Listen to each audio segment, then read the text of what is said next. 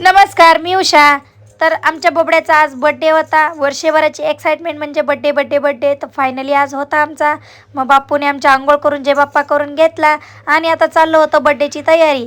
तर सुरुवात कशापासून आलेली होती? डेकोरेशन म्हटलं की बोलून आता पाहिजेच. मग आम्ही ते ऑनलाईनच मागवले होते, पण आता घरी डेकोरेशन करायचं म्हटल्याच्या नंतर एक असणार एक नसणार ही गडबड गोंधळ तर प्रत्येकाची चालूच असते. मग थोडेफार बलून कमी पडले होते म्हणून परत आणायला गेले होते. मग येताच ते म्हटले लगेच चेअर पण आणतो, कारण पाहुणे आल्याच्या नंतर बसायला माझ्याकडे कमी चेअर होत्या म्हणून ते म्हटले अजून थोड्याशा घेऊन येतो. मग चेअर आणि ग्लास घेऊन आले येताना.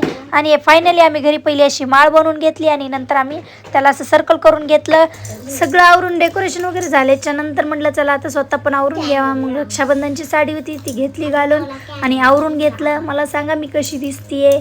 आणि मग हळूहळू आपले पाहुणे पण यायला चालू झालेले होते, कारण हलका हलका पाऊस तर नेमकं केक कटिंगच्या टायमिंगला चालू झालेला होता, म्हणून थोडासा गोंधळ उठलेलाच होता. पण त्यातली त्यात आमचा सिद्धू एकदम शांत बसला होता औक्षण करायच्या टायमिंगला. मग सर्वांनी आम्ही बायकांनी औक्षण करून घेतलं त्याचं.